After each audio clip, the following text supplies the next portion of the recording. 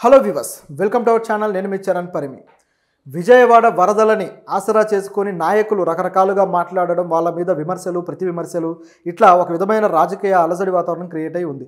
దీంట్లో ఉన్నట్టుండి రేవంత్ రెడ్డి గారు చంద్రబాబు గారి మీద విమర్శలు. ఏ విధంగా అంటే, ఈ విజయవాడ మునిగిపోవడానికి ఒక రకంగా చంద్రబాబు గారే కారణం అన్నట్టుగా ఆయన విమర్శలు ఉంటే, మరొక వైపు రోజా గారు పవన్ కళ్యాణ్ గారి మీద ఆల్రెడీ విమర్శలు చేశారు కదా. సో దీనికి కౌంటర్గా పవన్ కళ్యాణ్ గారు వైసీపీ నాయకుల మీద విమర్శలు. ఇప్పుడు దాకా అజ్ఞాతంలో ఉండి బయటకు వచ్చిన పవన్ కళ్యాణ్ గారు వాళ్ళ మీద విమర్శలు చేస్తున్నారు.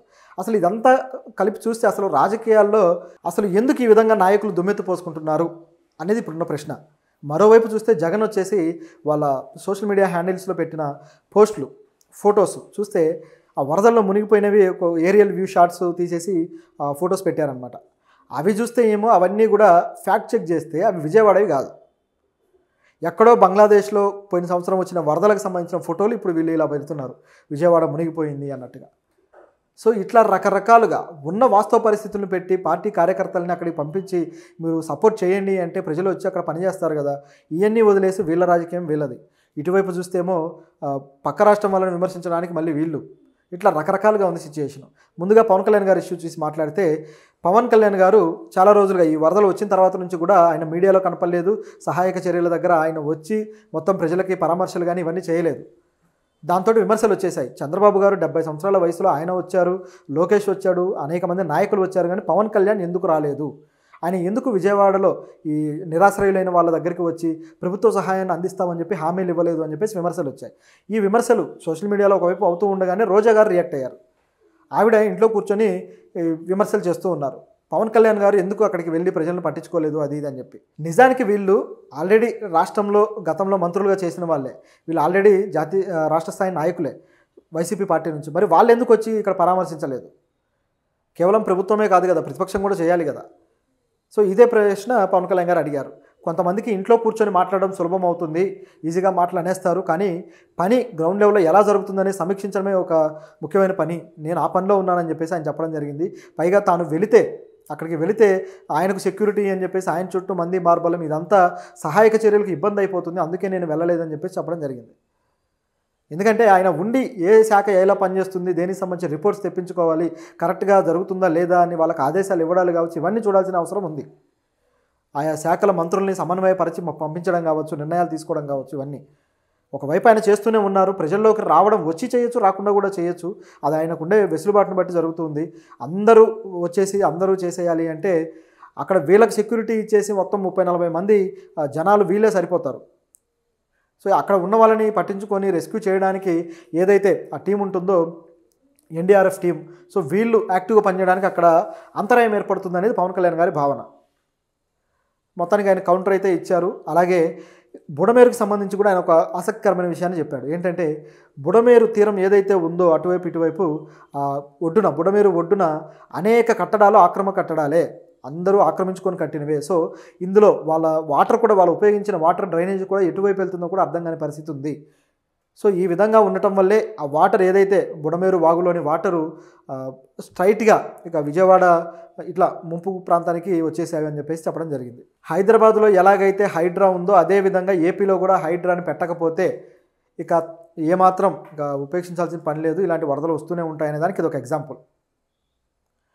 ఎందుకంటే పవన్ కళ్యాణ్ గారు క్లియర్గా చెప్తున్నారు, ఆ తీరం వెంబడి మొత్తం కూడా అక్రమ కట్టడాలే ఉన్నాయి అని చెప్పి. కాబట్టి వాటర్ ఫ్లోకి అవి అడ్డుపడడం వల్లే ఇటువైపు వాటర్ ఫోర్స్ఫుల్గా రావాల్సి వస్తుంది అని చెప్పేసి.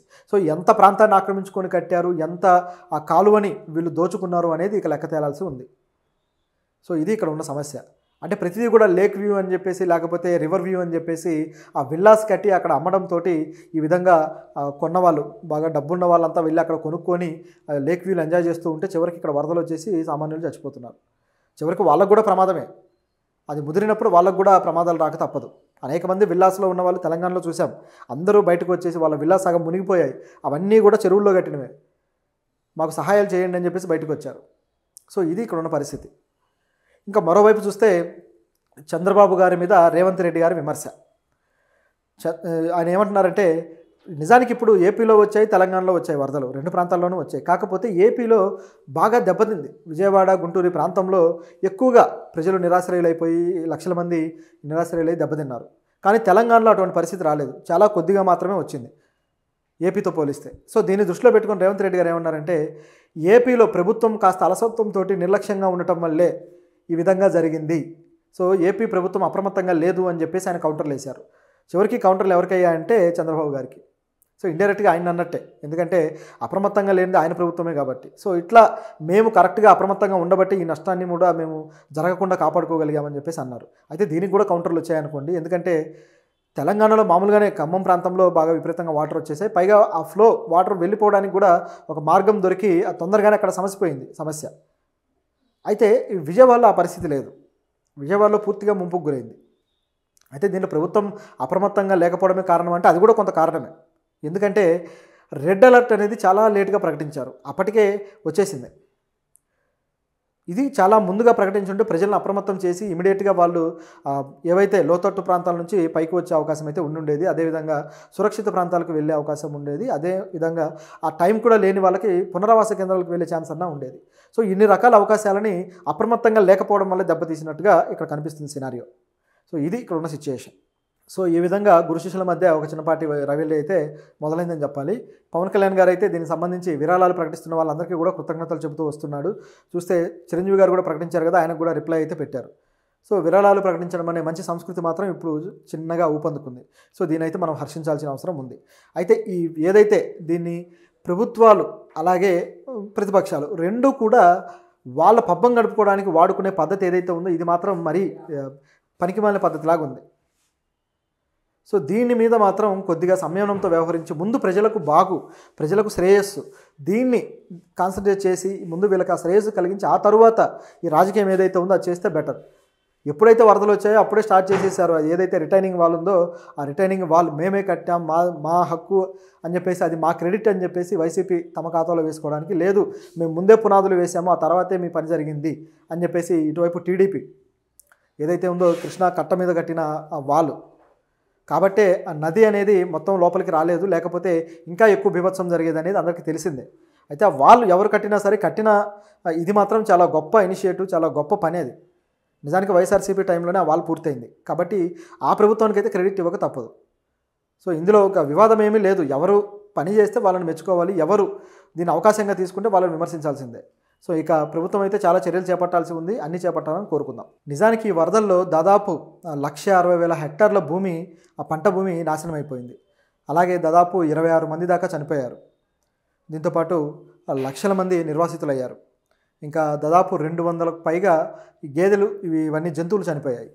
ఆవులు, గేదెలు, మేకలు ఇట్లాంటివన్నీ కూడా 200 పైగా చనిపోయాయట. దీంతోపాటు 18,000 ఎకరాల హెక్టార్ల ఈ భూమి ఏదైతే ఈ వాణిజ్య పంటలు ఏవైతే వేస్తారో దీనికి సంబంధించిన ఆ పంటలన్నీ కూడా దెబ్బతిన్నాయి. సో ఇట్లా ఈ విజయవాడ ఇదిలో నష్టం జరిగిందనమాట. ప్రతి దానికి కూడా ఇప్పుడు కాంపెన్సేట్ అయితే గవర్నమెంట్ చేయాల్సిన పరిస్థితి అయితే ఉంది. ఇందులో భాగంగా పవన్ కళ్యాణ్ అయితే దాదాపు 6 కోట్ల రూపాయలు ఈ వరద బాధితుల కోసం ప్రకటించాడు. చాలా పెద్ద మొత్తం, ఇప్పటిదాకా ఎవరు ఇంత మొత్తంలో అయితే ప్రకటించలేదు. ప్రభాస్ కూడా ఒక పాన్ ఇండియా హీరో, ఆయన కూడా 5 కోట్లు ప్రకటించాడు, చాలా గొప్ప అని చెప్పుకున్నాం. అయితే పవన్ కళ్యాణ్ ఒక్కసారిగా 6 కోట్లు ప్రకటించేసరికి షాకింగ్గా ఉంది. ఎందుకంటే ప్రభుత్వ అధికారులు ప్రభుత్వం నుంచే నిధులు తెచ్చి ఖర్చు పెడుతూ వస్తుంటారు. ఎందుకంటే వాళ్ళకి మినిస్టర్ నిధులు కావచ్చు, మినిస్టర్గా ఉన్నప్పుడు లేకపోతే ఆ ప్రభుత్వంలో వాళ్ళ శాఖకు సంబంధించి ఆ ఖర్చు పెడుతూ వస్తారు, దాన్నే వాళ్ళ ఖర్చుగా చూపించే ప్రయత్నాలు చేస్తుంటారు. కానీ పవన్ కళ్యాణ్ గారు మాత్రం తన డబ్బు నుంచి ఇంత డబ్బుని తీసుకొచ్చి పెట్టడం అనేది నిజమైన ఒక ప్రజానాయకుడికి ఇది ఒక ఉదాహరణ అని చెప్పొచ్చు.